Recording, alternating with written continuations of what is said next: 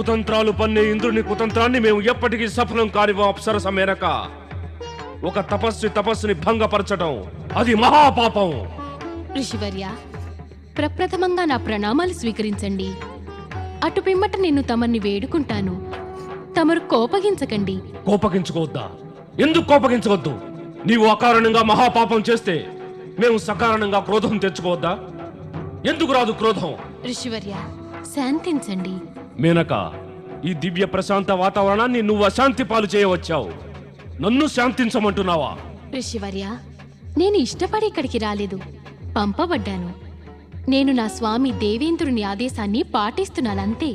అనర్థకారకమైంది అతని ఆదేశం, ఇంకా వినాశకారకం నువ్వు అతన్ని ప్రసన్నుని చేసుకోవడం. మేనక, ఇప్పుడు మేము నిన్ను ఆదేశిస్తున్నావు. నీవు వెంటనే స్వర్గానికి వెళ్ళిపో. లేదంటే మా క్రోధంలోంచి ఉత్పన్నమయ్యే శాపం, ఆ శాపం వల్ల నీకు కలిగే కష్టాలు నువ్వు అనుభవించక తప్పదు. ఋషివర్య, తమరి శాపం అంటే భయంతో నేను నా స్వామి దేవేంద్రుని ఆదేశాన్ని అవహేళన చెయ్యలేను. నేను నా కర్తవ్యాన్ని నిర్వర్తించకుండా ఇక్కడి నుంచి వెళ్ళను. మేనక, నీకు నీ దుర్దశ గురించి చింతయే లేదా? ఇంద్రుని ఆదేశం గురించి చింతే అధికమా? సహజమేగా ఋషివర్య, వారు మాకు స్వామి కదా. అయితే స్వామి ఆదేశం అంటూ నీవు తాపస్సుల తపస్సుని భంగపరుస్తావా? ఎవరికి ఏం నష్టం కలుగుతుందో, ఏం భంగం కలుగుతుందో ఆలోచించడం నా పని కాదు ఋషివర్య. నేను కేవలం నా స్వామి దేవేంద్రుని కోరిక నెరవేరుస్తున్నాను. మేనక, నీ స్వామి ఇంద్రుని వలనే నీవు కూడా బాహ్యంగా నకసిక పర్యంతము అందంగా ఆకర్షణీయంగానే ఉన్నావు. కానీ లోపల మీ ఇద్దరిది పాపపు మనస్తత్వమే. నీవు స్త్రీవి, అందుకే మేము నిన్ను భస్మం చేయలేము. కానీ మేము నీకు శాపం ఇస్తున్నాము. నీవు ఏ విశ్వామిత్రునైతే భ్రష్టుణ్ణి చేయాలనుకున్నావో అతని కారణంగానే స్వర్గం నుంచి భ్రష్టురాలివై ఒక మానవ కాంతలా జీవనాన్ని సాగిస్తావు. నీవే కాకుండా నీ సంతానం కూడా మా శాపం నుండి తప్పించుకోవడం సాధ్యం కాదు. దుష్ట ఇంద్రుని కుతంత్రంలో సమ్మిళితమైన పరిణామం నీవు మాటి మాటికి అనుభవించవలసిందే. మాటి మాటికి అనుభవించవలసిందే.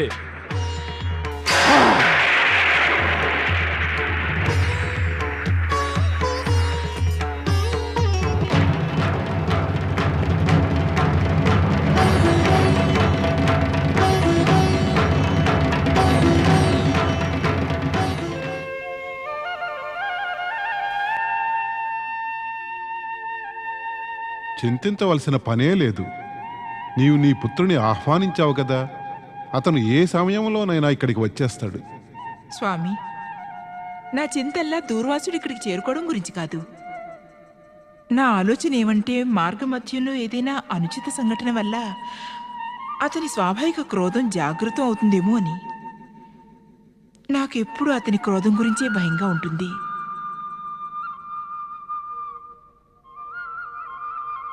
ప్రణామం మాత.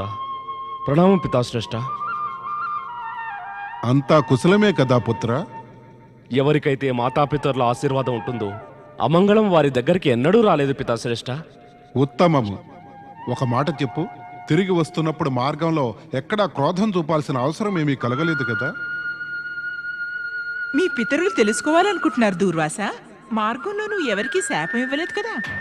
మాతా, తమరికి సత్యం చాలా బాగా తెలుసు కదా. అన్యాయము, అవినీతి, అనుచిత కార్యాలు నేను ఎప్పటికీ సహించలేను అని. ఏదైనా అనుచితం జరిగితే నా లోపల అగ్నిగుండాలు రగులుకుంటాయి. మాత, ఆ దుష్ట ఇంద్రుడు రాజర్షి విశ్వామిత్రుని తపస్సు భంగపరచడానికి మేనకను అక్కడికి పంపాడు. అది చూసి నా క్రోధాగ్ని ప్రజ్వలితమైనది. నాలో జ్వాలలు రేగటం మొదలైంది మాత. ఇక అటువంటి స్థితిలో నేను మాట్లాడక ఎలా ఉండగలను? అందుకే నేను మేనకకి శాపాన్ని ఇచ్చాను. ఇంద్రుని దుర్మార్గాలు ఎప్పటికీ సమాప్తం కావు. ఎవరైనా న్యాయప్రియులు, నీతిప్రియులైన వారు ఇంద్రుని దుర్మార్గాలు, అనుచిత కార్యాలను చూసి కూడా మౌనంగా ఎలా ఉండగలరు? ఇది నిర్వివాద సత్యము. న్యాయంగా, నీతిగా వర్తించేవారు అనుచిత కార్యాలు, దుశ్చర్యలను చూసి మౌనంగా ఉండలేరు. దేవర్షి నారదుడు కూడా అటువంటి ఒక గొప్ప వ్యక్తి. అతను వివిధ రకాల సూచనల్ని అనుసంధానించడంలో ఎంతో సమర్థుడు. సూచనల్ని సంగ్రహించాలనే ఉద్దేశ్యంతో ఎల్లప్పుడూ త్రిలోక భ్రమణం చేస్తూ ఉండే దేవర్షి నారదుడు వైకుంఠాన్ని చేరుకుంటాడు. నారాయణ నారాయణ. ప్రణామం మాత. నారదా, నీవు సదా నారాయణ నామమే జపిస్తూ ఉంటావు. నారాయణ నామం ఎప్పుడూ తలుచుకోవెందుకు? మాత, నారాయణునిలోనే నారాయణ కూడా ఉంది. ఒకరి నామమే స్మరించినా కూడా అది ఇద్దరిని స్మరించినట్లే. ఇంకేమీ ఆరోపణ లేదు కదా మాత?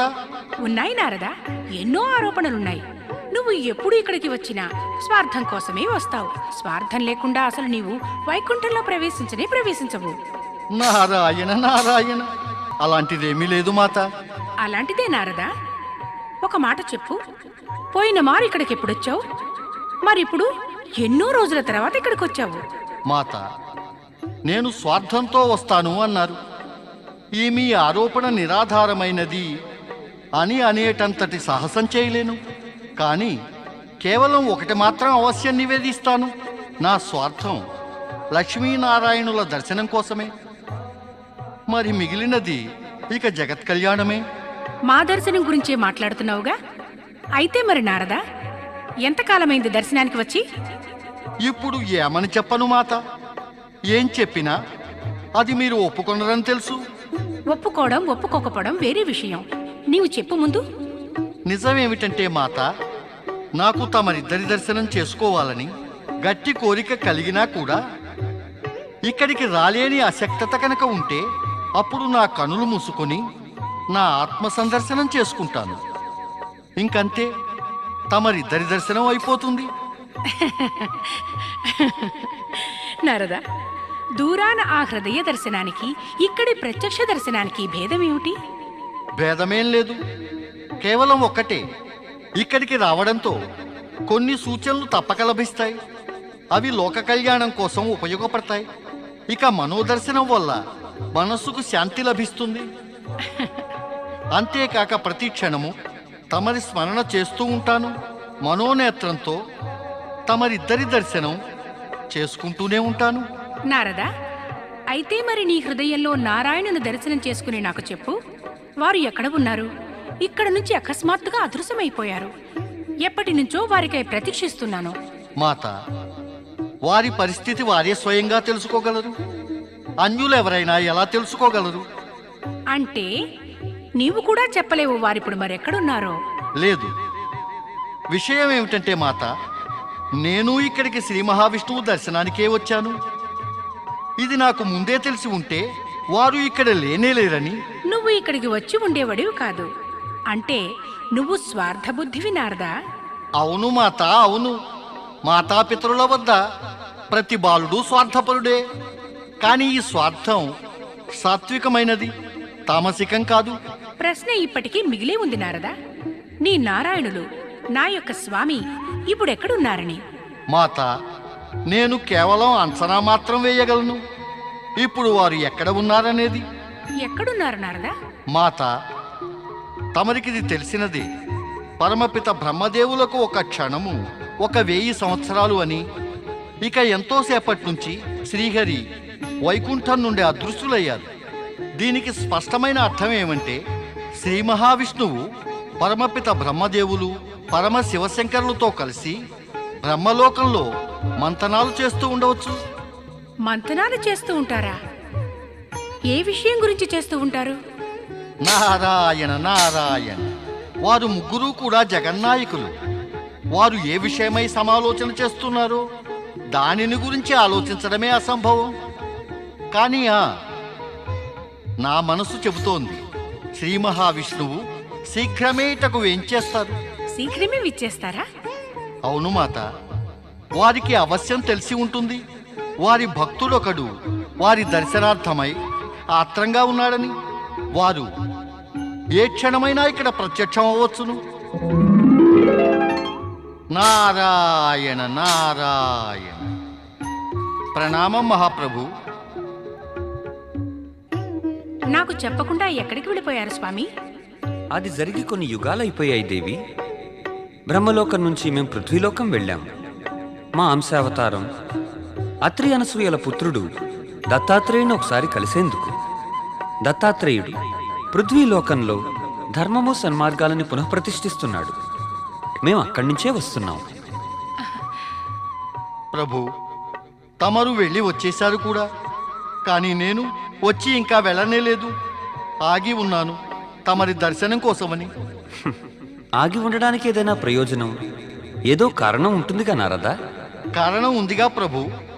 నేను అత్రి అనసూయల రుద్రావతార పుత్రుడు దూర్వాసుని యొక్క శాపం విషయమై తెలుసుకోవాలనుకుంటున్నాను. దేవేంద్రుని కుతంత్రంతో క్రోధితుడై ఆ శాపం మేనకకి ఇచ్చారు. ఆ శాపం యొక్క పరిణామం ఏమిటో అది నీకు తెలియనిది కాదుగా నారదా? స్వర్గవాసి అయిన మేనక విశ్వామిత్రుని మోహపాశంలో బంధించి పృథ్వీలోకంలోని సాధారణ నారివలే అతన్ని గంధర్వ వివాహం చేసుకుంది. ఈ వివాహం ద్వారా ఒక కన్య జన్మించింది. ఆమెని మేనక మమతారహితంగా విడచి స్వర్గం వెళ్ళింది. స్వర్గం వెళ్ళిందా? మరైతే ఆ కన్య ఏమైంది ప్రభు? ఆ కన్య యొక్క ఆలనా పాలన కణ్వఋషి ఆశ్రమంలో జరిగింది. తమరు శకుంతల విషయమే చెబుతున్నారు కదా స్వామి? అవును దేవి. ఇదంతా నీకు తెలుసుగదా నారదా? శ్రీహరి, నాకు ఈ విషయాలు ఎలా తెలుస్తాయి? ఈ సంఘటనలన్నీ జరిగినట్టు నాకు తెలియనే తెలియదు. సరే, నీకు తెలియకపోతే మేము నీకొక సంకేతం ఇస్తాము. చెప్పండి, ఏమా సంకేతం? రుద్రావతారుడు మహర్షి దుర్వాసుడు శీఘ్రమే ఈ సంఘటనల వలయంలో అడుగుడాల్సి ఉంది. ఆ పైన జరగవలసిన దాన్ని నిర్వహించడం నీవు స్వయంగా చూడాలి.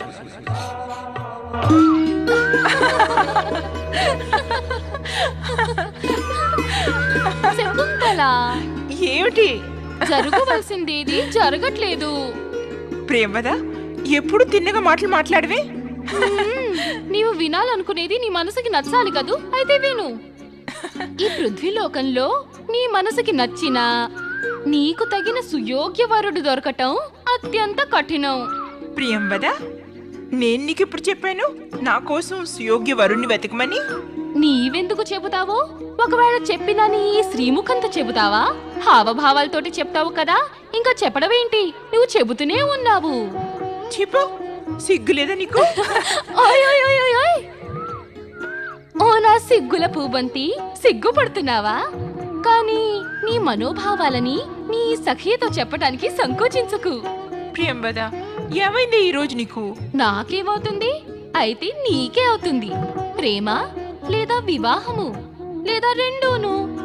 చూడు శకుంతల, స్వర్గంలోని పరమ సుందరి శ్రేష్ఠ అప్సరస మేనక శ్రేష్ఠ తపస్వి అయిన విశ్వామిత్రుల అనుపమాన సుందర కన్య కోసం స్వర్గలోకాధిపతి దేవేంద్రుని వంటి సంపన్నుడు ఆ కామదేవుని వంటి సుందరవరుడే కావాలిగా. చాలు చాలు, చాలా అయిపోయింది. ఇక నేను నీతో మాట్లాడను. ఎందుకు? ఎందుకు? నాకన్నా మధురంగా మాట్లాడగలిగే వారిని వెతుక్కున్నావా నువ్వు? అవును ప్రేమదా, నిన్న మాట చెప్పేయి. అరే అవును, అది నిజంగా నేను మర్చిపోయాను. మరోడం తప్పులు చేయడం నీకు అలవాటే కదా. ఏమిటో గాని నీ పేరు ప్రియంవదా అని ఎవరు పెట్టారో? నీ పేరు మరపువదా అని ఉండాల్సింది. అలాగే అనుకో, కానీ నిన్నటి మాట నేను చెప్పే తీరుతాను. చెప్తాను చెప్తాను. ఎప్పుడు చెప్తావు నువ్వు? ఇక చెప్పేసి. అమ్మో అమ్మో, ఎంత తొందర! సరే, ఇక విను శకుంతల. నిన్న తీర్థయాత్రకి వెళ్లే ముందు మహర్షి కణ్వులు గౌతమి మాతతో అంటున్నారు, మా ప్రియమైన గారాల పట్టి ఇప్పుడు వివాహయోగ్యురాలైంది అని. పితరులు అని ఉండవచ్చు, ఇక గౌతమి మాత విని ఉండవచ్చు, కానీ నువ్వు ఎవరు వినడానికని చెప్తున్నావు? మా అతి ప్రియమైన శకుంతల, దాంతో ఆమెకి ప్రియమైన వారు దొరకాలని.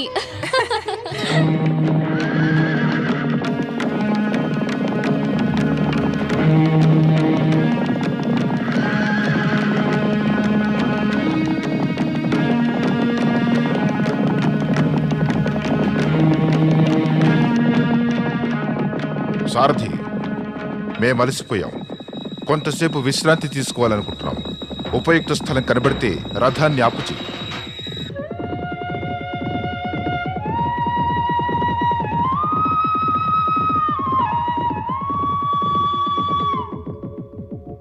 మహారాజా, అటు చూడండి, ఎదురుగా ఆశ్రమం కనబడుతోంది.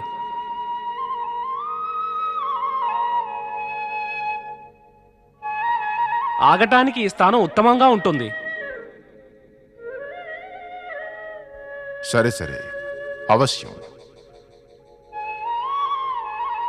దాహంతో గొంతు ఎండిపోతోంది. ఆశ్రమంలో శుద్ధ శీతల జలం అవశ్యం దొరకగలదు. సారథి, ఈ ఆశ్రమం ఎవరిది? అది నాకు తెలియదు మహారాజా. అక్కడికి వెళ్ళి నీళ్లు అడుగుదాం, అప్పుడైనా తెలుస్తుంది కదా.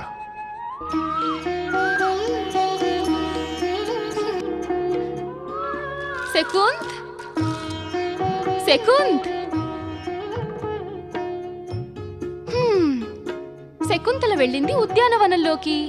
ఇప్పుడు తాను అక్కడికి వెళ్ళి లతలతో మాట్లాడుతుంది, పూపొదలని బుజ్జగిస్తుంది, తన ప్రియమైన వృక్షాలకు నీళ్లు పోస్తుంది, వాటిని తడుపుతుంది. అందుకని ఇంకెక్కడ మనకేంటి పని? నడవండి సఖ్యలారా, మనం వెడదాం.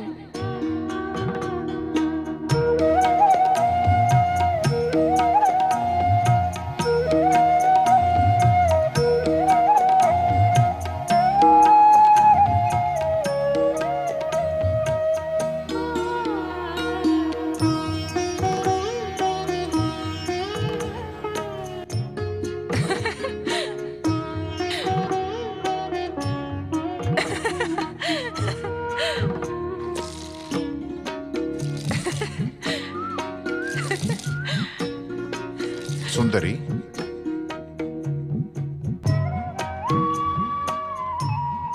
సుందరి, సుందరి, ఒక దాహార్తునికి నీళ్లు ఇవ్వగలవా?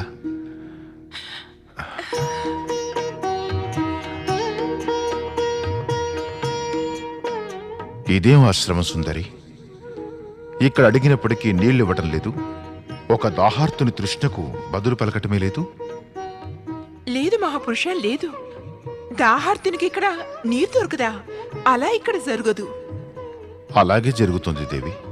లేదు, అలా జరగదు. అలా జరుగుదా? అయితే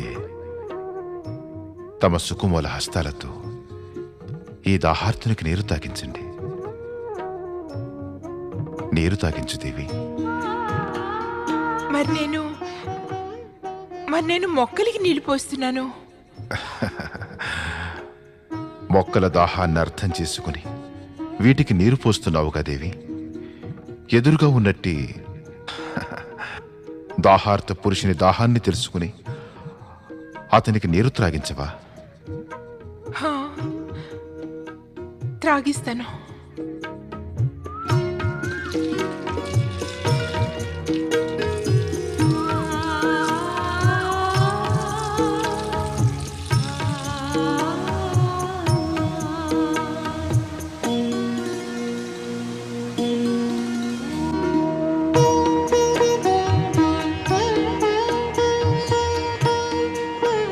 శకుంతల, ఇది నిజంగా నా అదృష్టంగా భావిస్తున్నాను. రథం మీద కాక దాహం అనే రథం మీద తీసుకొచ్చి నన్ను ఇక్కడ వదిలిపెట్టి నిన్ను నన్ను కలిపింది. నిన్ను పొంది నేను ఏమేం పొందానో తెలుసా? నిజంగా జీవితంలో అది దొరకడం నాకు అసంభవమే. నా స్థితి ఏమిటంటే నేను నీవు లేక ఒక్క క్షణమైనా జీవించి ఉండలేను. ఇప్పుడు మనం వెంటనే వివాహం చేసేసుకుందాం. పితరులు కన్వఋషి ఆజ్ఞ లేకుండా నేనేమీ చేయనే లేను మహారాజా. కానీ వారు తీర్థయాత్రలకు వెళ్ళారు కదా, ఎప్పుడు వస్తారో తెలీదు. అప్పటి వరకు నీవు లేకుండా జీవించి ఉండలేను. పోనీ మనం శాస్త్ర నియమాలు అనుసరిద్దాం. శాస్త్ర నియమాల అవి ఏమిటి? శాస్త్రాల్లో వివరించబడింది. ప్రేమలో పడిన నరనారీమణులకు నియమాల హద్దుల్లో ఉండటం అసంభవమైతే వెంటనే గంధర్వ వివాహం చేసుకోవాలి అని. గంధర్వ వివాహమా? అవును శకుంతల, గంధర్వ వివాహం. ఇది శాస్త్రాలు ధర్మము ఒప్పుకున్నదే. నీ పోషక పితరుడు కన్వఋషి దీనిని అవశ్యం ఒప్పుకుంటారు. విశ్వసించు నా మాటలని. తమరి ఇష్ట ప్రకారమే. శకుంతల,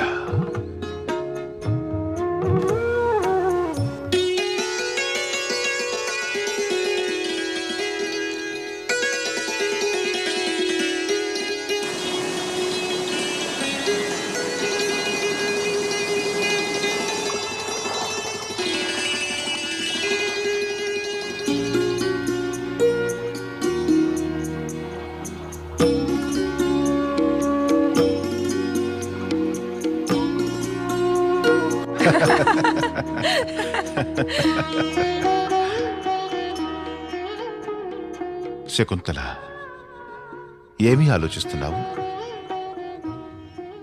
ఏదో చింతనలో ఉన్నట్టున్నావు. అదే పితరులు తీర్థయాత్ర నుండి వచ్చాక అప్పుడు. శకుంతల,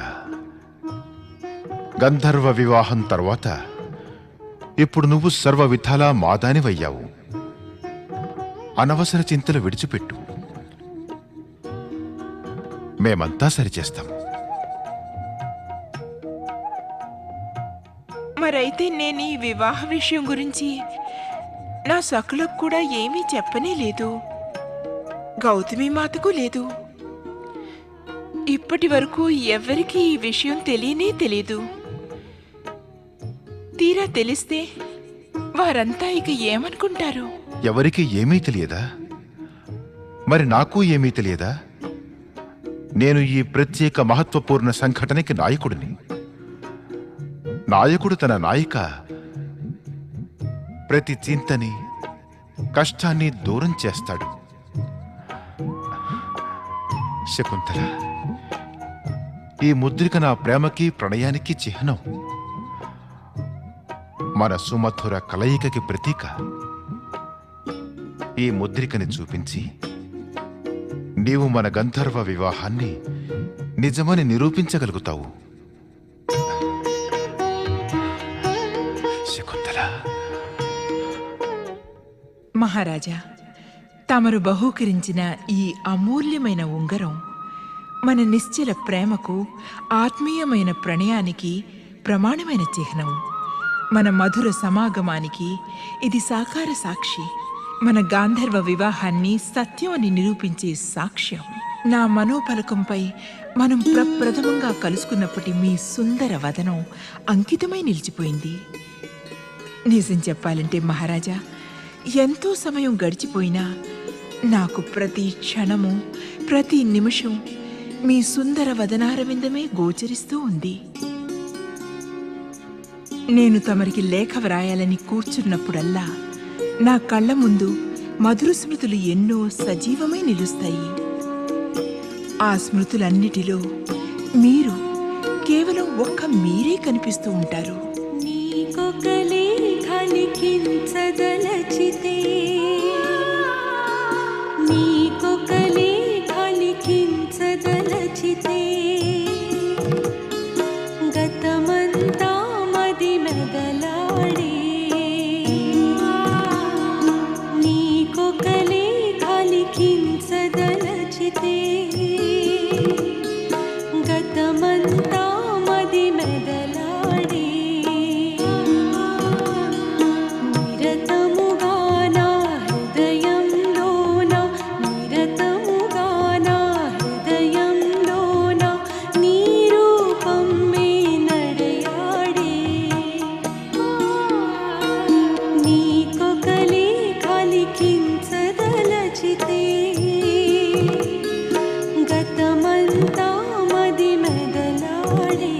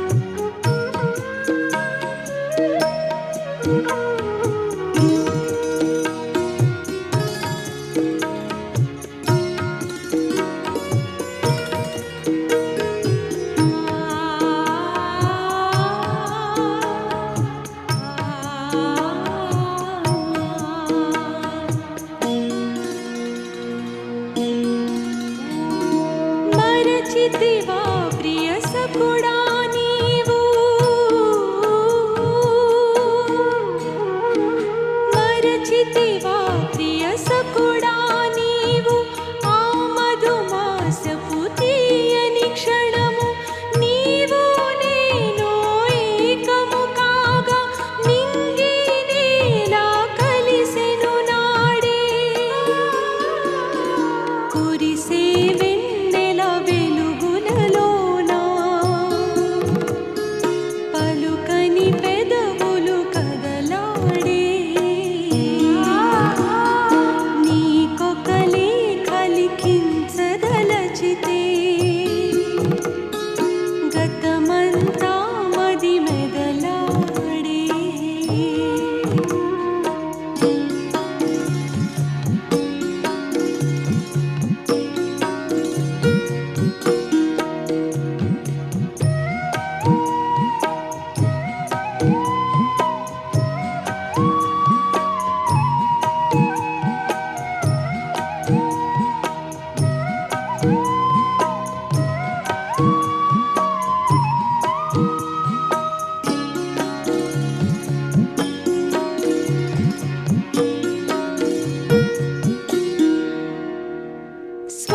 స్వర్ణముద్రికను నాకొసగితివి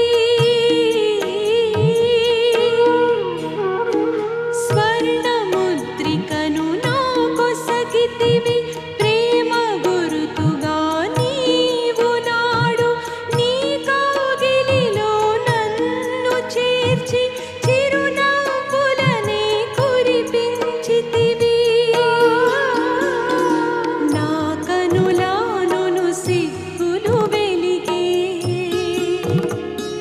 పులకలతో నా తనువాడే నీకొక లేఖ లిఖించదలచితే గతమంతా మది మెదలాడే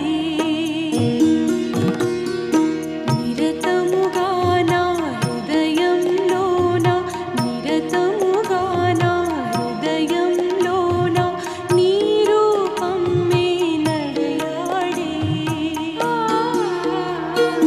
నీకొక లేఖ లిఖించదలచితే గతమంతా మది మెదలాడే మది మెదలాడే మది మెదలాడే మది మెదలాడే గతంలోని మధుర స్మృతులని తన మనోఫలకంపై నింపుకున్న శకుంతల సకల జగతిని మరచి కూర్చుంది. కానీ సకల జగత్తుకి స్వామి పరమేశ్వరుడు భావి ఘటనలు ఏ విధంగా కానున్నాయో అన్న సత్యం బాగా తెలిసినవాడు. ఈ సంఘటనల వలయంలో ప్రముఖ పాత్ర నిర్వహించే దూర్వాస ఋషి మహేశ్వరుని సమ్ముఖానికి కైలాసం వస్తాడు. భగవతే రుద్రాయ ఓం నమో భగవతే రుద్రాయ. ప్రభు, నేను తమరి దర్శనార్థం వచ్చాను. కృప చూపి నన్ను ఆశీర్వదించండి.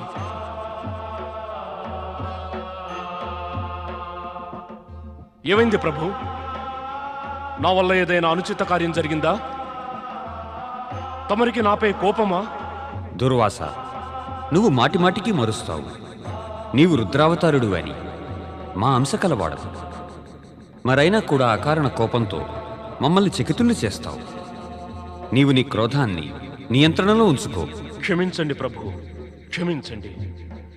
కానీ నేను అకారణంగా కోపం తెచ్చుకోను ప్రభు. అవినీతి, అన్యాయం, అనాచారం, అనుచిత కృత్యాలను నేను సహించలేను ప్రభు. అలాంటప్పుడే నేను ఈ నేను నుండి పైకి రా దుర్వాస. ఎవరైనా నేననే అహంకారం నుంచి బయటపడకపోతే ఈ నేనే వారిని నీచస్థానానికి లాగి నరకంలో పడవేస్తుంది. కానీ ప్రభు, ఇక మాకు ఇది కూడా తెలియను, నీవు న్యాయపక్షపాతివని. కానీ మానవ నైజము దౌర్బల్యం వలన నీ ఇదే న్యాయప్రయత్వం వ్యవస్థ అన్య ప్రాణులకు దుఃఖకారకము కూడా అవ్వవచ్చును. మరి ఋషి కర్తవ్యం దుఃఖాన్ని కాకుండా సుఖాన్ని కలిగించడమే. నేను తమరి మాటలను ఉపదేశాలను అనుసరించే నడుస్తాను ప్రభు. కాదు, నీవు మాకు వాగ్దానమి. ఒకవేళ క్రోధావేశం వల్ల నీ వలన ఏదైనా తప్పు జరిగితే నీవు దానికి ఉపశమనం కూడా వెంటనే చేస్తావని. అవశ్యం చేస్తాను పరమేశ్వర, అవశ్యం చేస్తాను. నేను మాటిస్తున్నాను.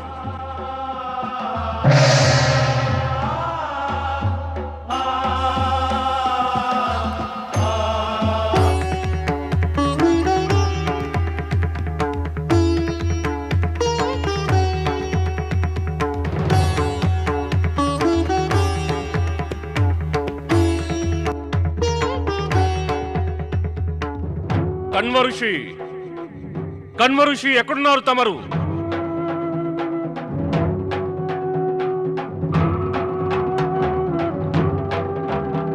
తమరు ఎక్కడున్నారు కన్వఋషి? ఎక్కడున్నారు తమరు?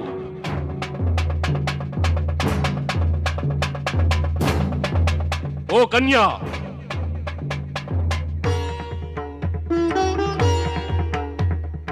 ఓ ఆశ్రమ కన్యా, మేము అడుగుతున్నది నిన్నే. కన్వఋషులు ఎక్కడున్నారు?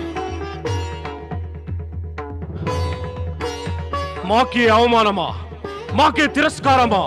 మమ్మల్ని అవహేళన చేస్తావా? ఓ బుద్ధి లేని కన్య, నీకు మా క్రోధం గురించి తెలిసినట్లు లేదు. తెలియదా? అయితే తెలుసుకో.